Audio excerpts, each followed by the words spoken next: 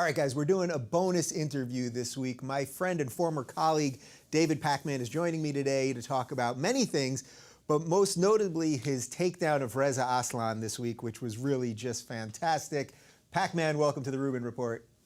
Pleasure to be here. All right, man. Well, you have had me on your show a bunch of times, and we go back and forth on email about a lot of topics, and we're talking about all this stuff all the time. So before we get into the Reza thing, for my audience that doesn't know who you are, can you just tell a little bit about your history and how you got into being a talker for a living?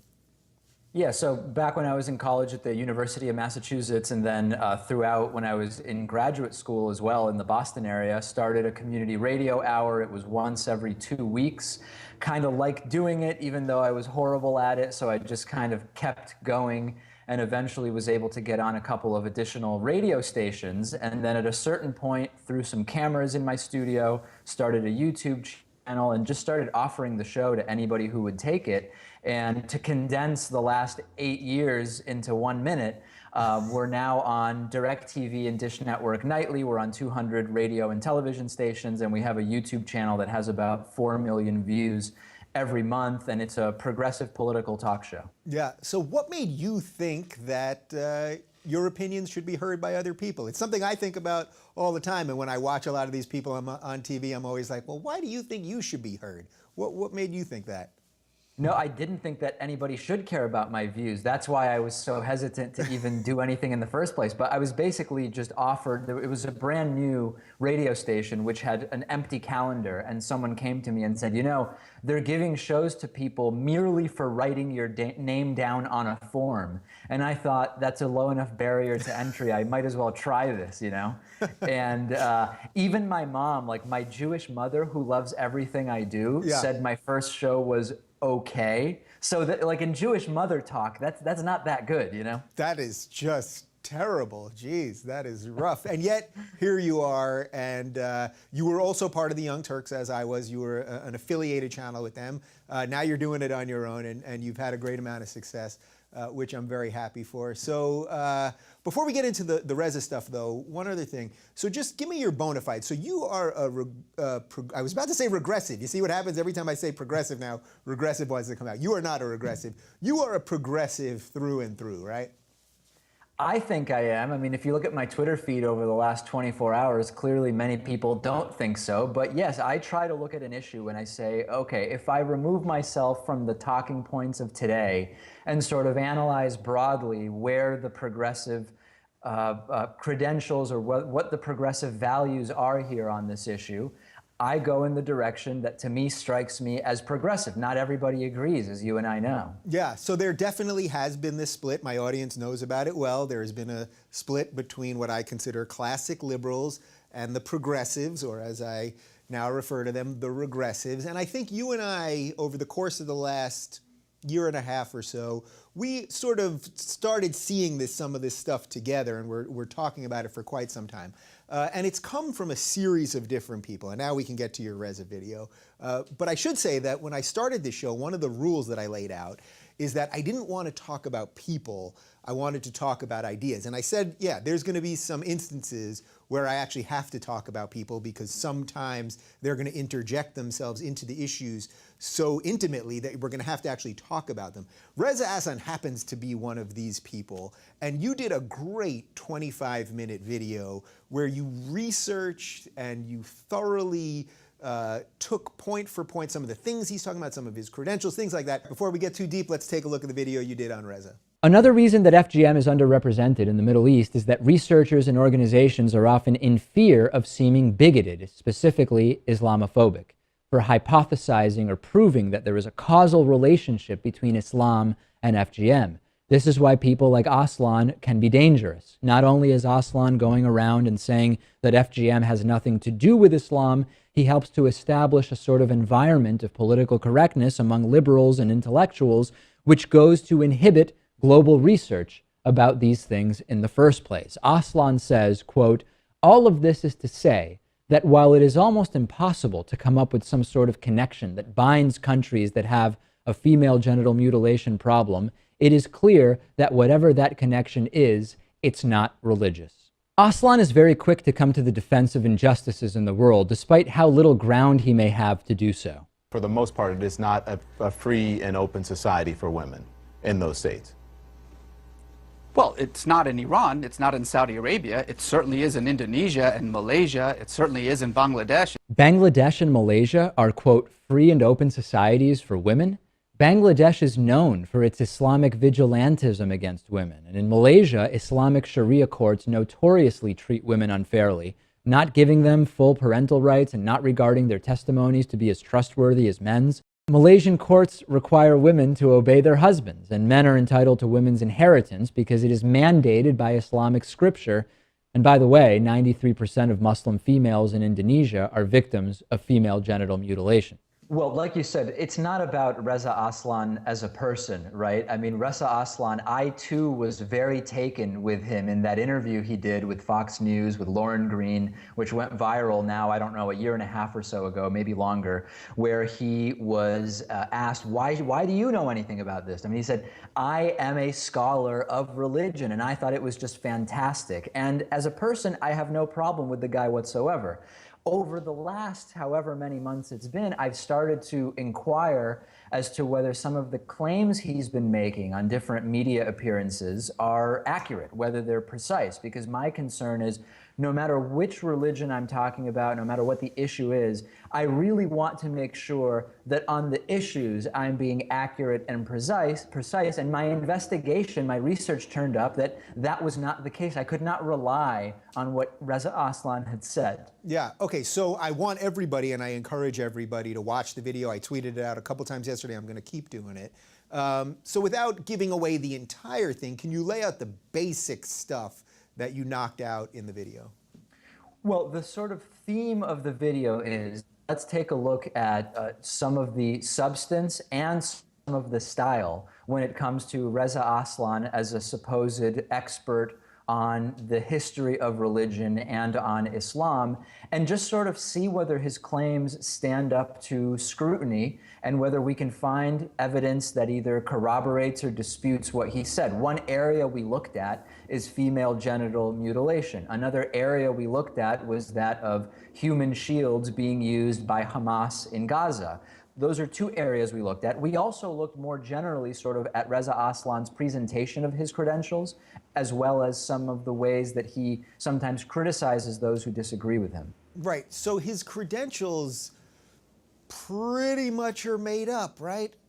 Well, I wouldn't say that they're made up, although what I would say is the way in which he proactively presents himself as an academic historian of religion. A lot of the specific words he used are, to put it very lightly, taking a very general approach to his expertise, and as some would say, are outright deceptive. And as you look at that part of the video, I would encourage the audience not to focus so much on the importance of any individual credential or claim, but more generally on the idea that academics tend to shy away from constantly touting their degrees as the reason for their expertise. And I think that's the overarching concern. Right, so not only does he talk about these degrees and things that he doesn't quite have, but he constantly is talking about them. He's constantly touting his credentials while at the same time minimizing the credentials of someone like Sam Harris. Sure, and there were two responses with regard to credentials that were predominant on Twitter and on Facebook, et cetera, that were critical of me. One was, you cite Sam Harris, but Sam Harris also is not an expert in the history of religions. Sam Harris, to my knowledge, doesn't claim to be a historian of religion, so I took issue a little bit with that criticism. I also was critiqued because I don't have the credentials that Reza Aslan has, and that's true. My bachelor's degree is in economics and communication. My master's degree is in entrepreneurship and economics. My background is different, but I don't, number one, use my background as evidence for expertise in a particular subject, nor number two, was I claiming that my background was the reason for this video. Right, so you're not debating him or even debating his ideas as if you're an expert in the history of religion or in history or anything like that.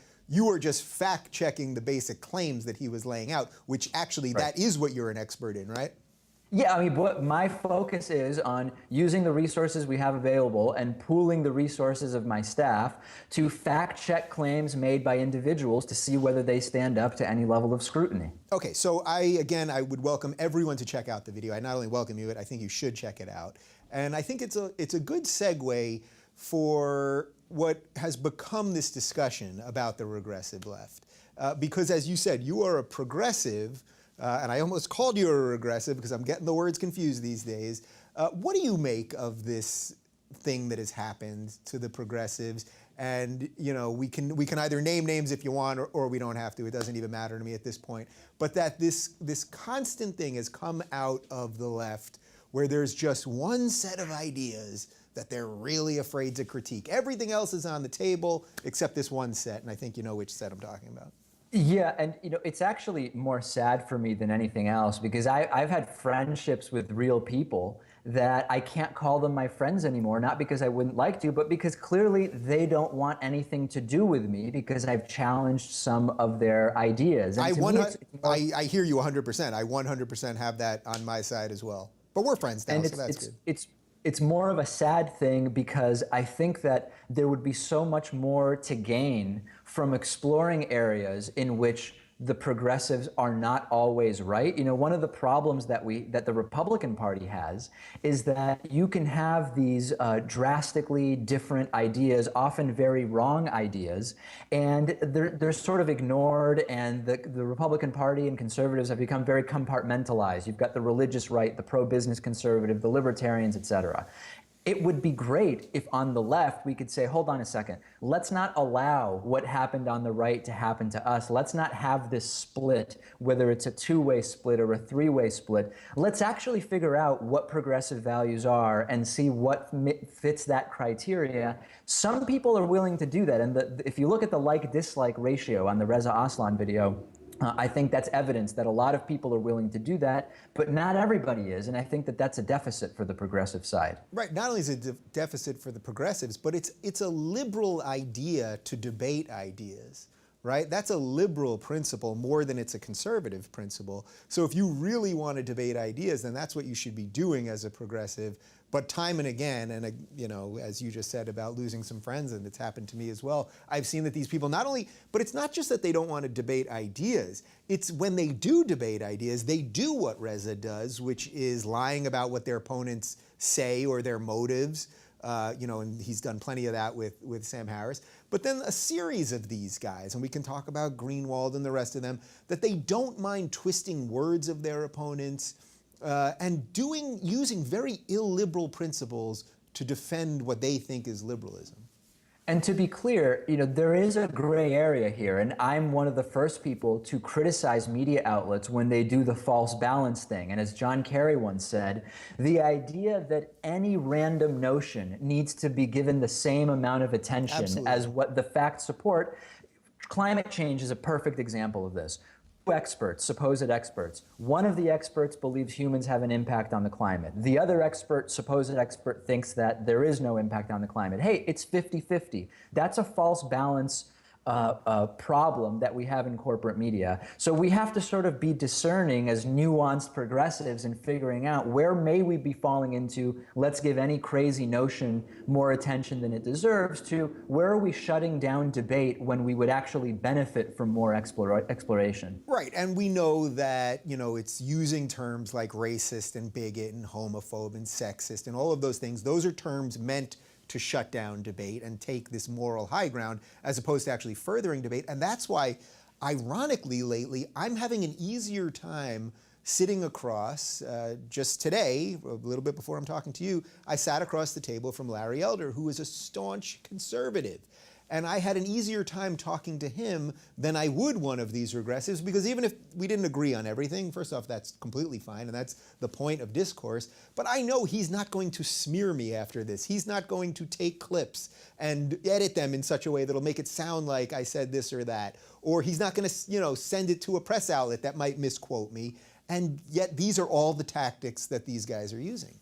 Yeah, I mean, I've not necessarily had the same easy time sitting across from conservatives as you're describing. I would love to hear more about how you're doing that. Yeah. But, I think the racism example is a good one because both sides are using that term in ways that I think are not good. The right has taken to saying to anyone that calls racism, they say, oh, you see race here, you're the racist. And that's a disaster, right? Because again, it shuts down debate in one particular way. The left, as we pointed out in the Reza Aslan clip, sometimes taken to, and this, when I say the left, I mean these elements within the left, Sure. not the predominant majority of the left, to saying, oh, it's racist to explore an issue in that way. And I think that that's just as much of a problem. Yeah, and one of the things that I find interesting, and I mentioned this in an interview that I did with Gad Sad over on his channel, is that if you take the sum of the work that I've done, for example, and I think probably this will stand for you too, but correct me if I'm wrong, that if you take the sum of the interviews that I've done, the people that I've talked to, be it Majid Nawaz or Sam Harris or Ayaan Hirsi Ali or Ali Rizvi or Sarah Hayter, if you take the work and the conversations that we've had, these conversations, every single one of them, the through line here is that we want conversation. The through line is that we're trying to show you that there are differences between people and ideas, that not every Muslim person believes this, just as not every Christian person believes this, and doctrine, there's a difference between doctrine and actions and all that stuff. But if you look at what these regressives are doing, they are just conflating everything so that we can't have any real honest discussion. I agree with you, and I would add the caveat that as responsible progressives, we should also be aware of how, hey, I'm just asking questions can be used to do some really bad stuff like, hey, listen, I'm just asking questions. Is Dave Rubin a child molester? It's just a question, right? I mean, I'm just asking questions. No. We've seen that used. We've seen that used in a way that is really bad. Now, I'm not accusing you of doing that. I don't think that I'm doing that. But we want to remember that I'm just asking questions has been misused by many people. Yeah, and we see it misused. Not only do I see it on air, but I see it on Twitter and all the other places that you can do it. All right, so I think we've, do you have any final thoughts on regressive left before we move on to a couple other things? No, I mean, I'm already starting to see a sort of blowback to the use of the term. Mm-hmm. And I thought initially when you and I spoke about it and some other individuals in the public used it, I thought it was really a great tool to sort of explain some of the problems that exist right now on the left. I feel like the blowback that the term is getting now, it's starting to make me want to look for new phraseology. And I don't know if I don't know if I'm being bullied into that, or if maybe there's a better, even more nuanced way that I can talk about some of these issues. You know, it's interesting. I've seen a little bit of the blowback. And first off, look, you're going to get blowback from the people that it's identifying, right? They don't like the term, of course, sure, because it has a negative connotation. So I remove them from this. I have seen people, people have tweeted at me or emailed me saying, are we overusing the phrase? Is it too much of a blanket phrase? I would say at this point, look, 4 months ago, barely anyone knew this phrase. It hadn't even, although Majid Nawaz came up with it a couple of years ago, it hadn't even been mentioned in the mainstream until about 2 months ago when Bill Maher mentioned it on his show. So I think part of the blowback is we as liberals, we don't want to sort of categorically blame everybody or blame like a whole group with a word, but sometimes you need a word. Like the reason this is taking off is because of the phrase, I think.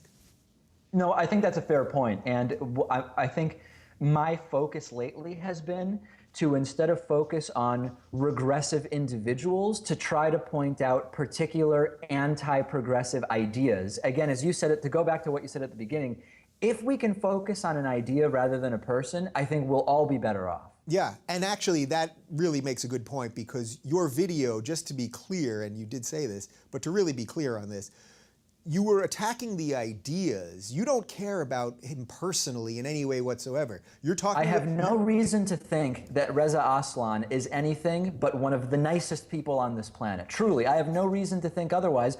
Maybe you do. I don't know the guy. I have no idea whatsoever. I'm sure he's, to quote Donald Trump, a terrific guy.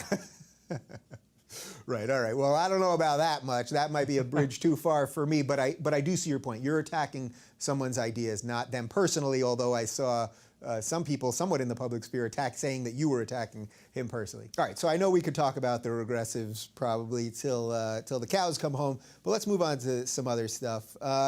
We both exist, I think, somewhere between online media and mainstream media. And I'm a firm believer that we have to make fun of and we have to attack and we have to ridicule and fact check mainstream media because it does not do it well on its own, right?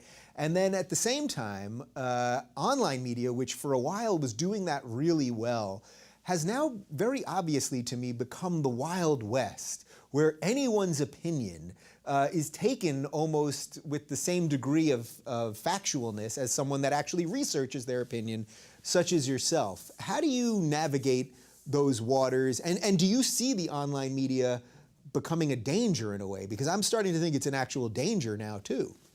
Well, I think anytime the barrier to entry to any particular medium is lowered, right? Now anybody with an internet connection and a webcam can have a YouTube channel where they do news and quote analysis.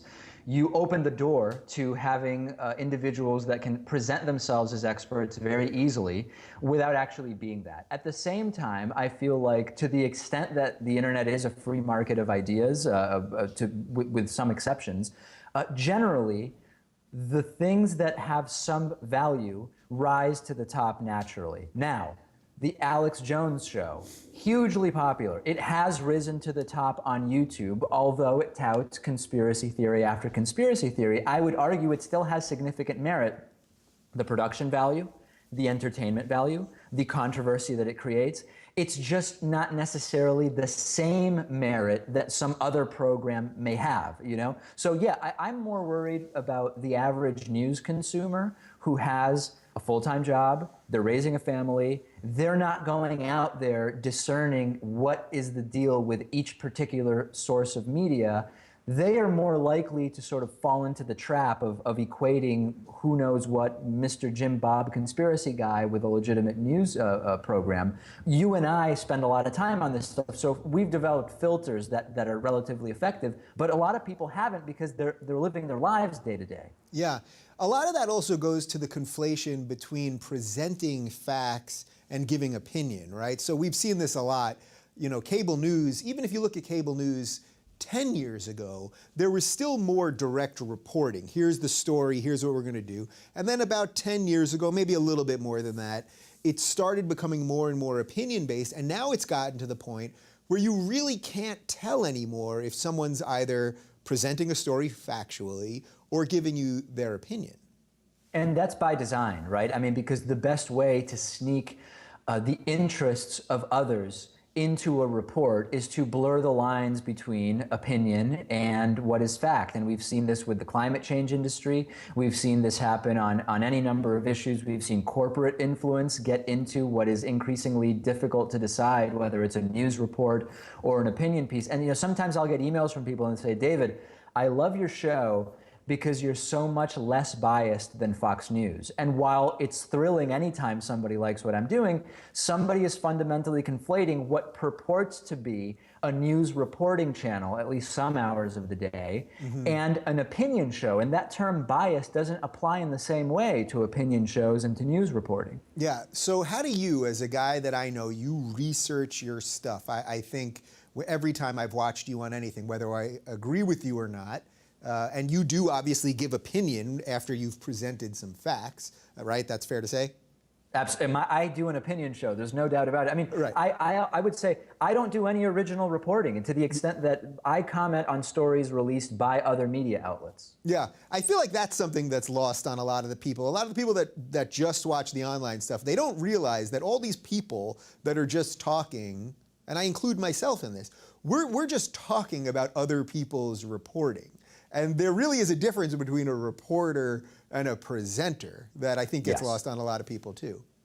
No question about it. And so any opportunity I get to talk about media literacy, whether it's at college classes the way I do to young journalists, or whether it's on the program itself or wherever it is, I explain you need to understand types of programs. You need to really understand what it means to have bias. And you know, a really great example of this is when someone says, you're biased on a particular issue because of your membership in a particular group.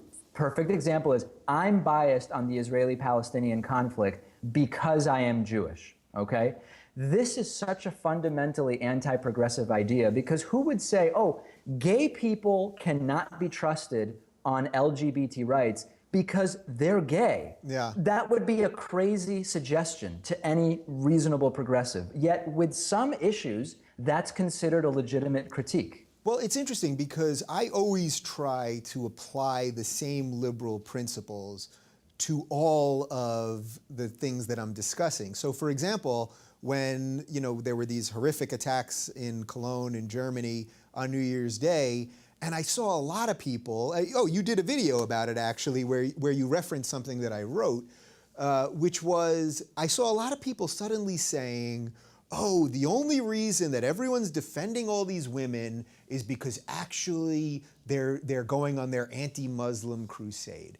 And that, it's not only the height of absurdity, it's so dishonest. As I said in the thing, if 1,000 Jews had attacked these women, or 1,000 Ewoks had done it, or any other, anyone, literally anyone, I would have been defending the women. I'm not attacking a group of people, Muslims, I'm attacking the specific people that did this act. And this is another one of these places where people get very murky when they're trying to figure out what they believe. Yeah, and it's just before we started this interview, I was looking at my Twitter feed, and someone who I thought was sort of a colleague said, it's despicable that I am framing those attacks, the New Year's Eve attacks you're referring to, as Muslim attacks. And this is the same person that cheers when I identify a Christian domestic terrorist as a Christian domestic terrorist. And I think we have to be consistent. If we believe that religion is a relevant lens through which people are taking actions, we have to be allowed to state the religion no matter what it is. Right, so when certain people do things, they say that they're doing things in the name of religion. The Paris attackers released a statement right after saying we're doing this in the name of religion. I have people on the left saying, no, it's American foreign policy. And I'm going, guys, here's their statement. Whose word am I going to take for this? And I think it's really important to piggyback on this. Just because we identify that the majority of domestic terrorism in the United States in 2015 was perpetrated by white Christian men, just because we identify that, or we identify that every report from Cologne and Stuttgart and Berlin and Kalmar in Sweden and Salzburg, Austria, just because all of those reports indicate that the perpetrators were Muslim men of North African or Middle Eastern descent, that doesn't mean we are saying, number one, that everybody falling into that category is capable of the same thing or is guilty of the same thing, nor are we even saying that that lens is the only relevant cause to discuss. We're not saying any of those things. By the way, I don't think that, I know for a fact in the piece that I wrote, I don't even think I wrote the word Muslim in there. I just quoted the North African descent part, right? And I don't think you said that either. So it's where I did use the term Muslim. I did use that term. Yeah, I mean, like you said, and again, to be very clear, I'm reporting based on what news reports say. I wasn't there, right? So I'm doing a report and an analysis based on news outlets reporting on these issues. Right. I saw one channel, an online news thing, where they were covering this, and they immediately turned it into, well, the Catholic Church has rape problems, and we have all sort of a rape culture here in America, and blah, blah, blah. And I thought, this is the height of absurdity. First off, if as liberals, as progressives, whatever you want to call it, someone on the left, first off, you should be defending the innocent people, the women, should be your number one priority. But secondly, if it had been a group of neo-Nazis doing this, of course they would be attacking the neo-Nazis, not making it about us. So this is just one of those places where I think there's just such a disconnect in logic on the left, and I want to get that gap to be smaller, because I still do consider myself on the left, as difficult as it's becoming. Sure, and I think what the problem for me is, when you say, I'm committed to telling this story in a particular way because I think this is accurate, right? Once you commit to that, when people start questioning that presentation, you have committed to it rightly in your mind, so you have to stand by it and defend it because you believe that it's the right thing. This reinforces the idea that you have a particular interest in pushing a particular narrative, when the only reason you're forced to restate that narrative is because others are sort of pushing you on it, right? Right. So it creates this circle where now I have the option of either ignoring the critiques or addressing head-on whether my video about Reza Aslan is really an Islamophobic video. It's essentially a lose-lose for me. Yeah. Well, I saw a guy who I'm not going to mention because I don't think he's even worth mentioning, but a guy that's on television sometimes, who's a public person, tweet at you something to the effect of, do you hate Reza? You could correct me if I butcher this quote, but it was something like, do you hate Reza because he's Muslim or because he's Iranian? And that literally had nothing to do with your video. And it's a tactic, by the way, that this specific person has used on me as well. And then what's fascinating about that, when we think about the absurdity of these identity ideas of, are you biased because you're in the in-group or the out-group? Somebody responded, what I'd like to know is whether David is untrustworthy because he's American or white, to which, of course, I responded, interestingly enough, I'm Argentinian and Hispanic, right? So, I mean, it's the height of, and of course, I'm white Hispanic, much like our buddy George Zimmerman. Right. But the point is, what are we really going to gain by pointing out whether someone with a voice is within or outside of whatever arbitrary group you've determined is the relevant one? Man, why do all the Argentinians I know look so white? You need to just tan a little bit and get some cred. Argentina is 90% white. A lot of people don't know that. That is a shame for you, I think. That is a shame for you. All right, so all of this stuff, we talk about the online media, we talk about the mainstream media. You now are, you're totally independent, right? So is there any level of anything you talk about that you clear with anyone? You just do your thing, right? Absolutely. I mean, on a personal level, I will talk to people in my life and say, I'm thinking of touching this topic that I don't usually touch. I don't know what the repercussions are going to be. Help me talk through it and let me figure that out. But with regard to, should I not talk about an issue, or if I talk about it, take a particular point of view because of what the blowback would be? Absolutely not. And there's certainly no paymaster, as some would describe, influencing what I say. And the reality is sometimes I will cover an issue in a particular way, and some of my paid subscribers will cancel. And that's sad. That's a disappointment, because I would hope anyone who supports me because of generally what my program stands for rather than my view on a particular issue. But at the same time, I have to understand that if I'm going to always do the story the way I see it, people will get angry, and I'm going to lose some financial support as a result of that. Right, and I'm pretty sure that if you don't have anyone angry at you, you're actually doing nothing, right? You're adding literally nothing to the public debate one way or another. If people are watching my show and having no reaction whatsoever one way or the other, what's the point of that program? Yeah. By the way, I should note, I've said this before, but Aura, that produces my show, not only have they never given me any instruction on what to say, but the day that we started, I sat down with the guy that's in charge of operations, and he said, don't make the show you think we want you to make the show that you want to make.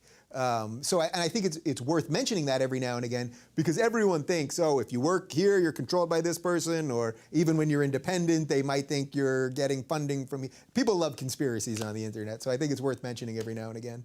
Sure, and one of our most important broadcast partners is Free Speech TV on DirecTV and Dish Network, and there is a variety of views on so many issues on that network. Our views do not match up with the views of other shows on every issue, and as of today, we have never been approached by anybody at Free Speech TV saying, it would be better if you were in line with whoever else on that particular issue, and for that I absolutely commend them. Yeah. All right, I got one more for you, which is, how do you decide who you trust?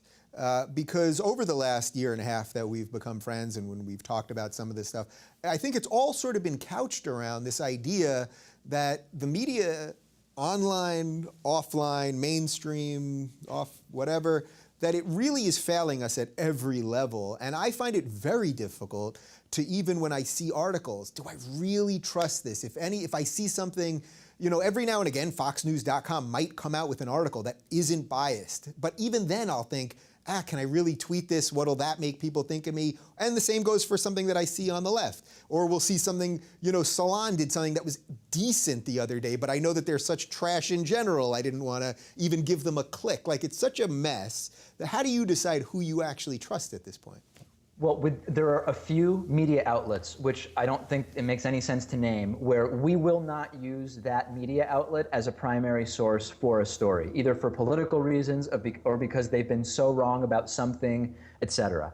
Other than that, I basically say, let's look at the facts presented, and then let's see what other sources we can find that back that up. So I guess my strategy generally is sort of take an average. If this is sort of the average of all the facts as being presented by a group of media outlets that generally I find to be trustworthy, that's what I go with. And I put very little trust in any particular media outlet on any one story. Yeah.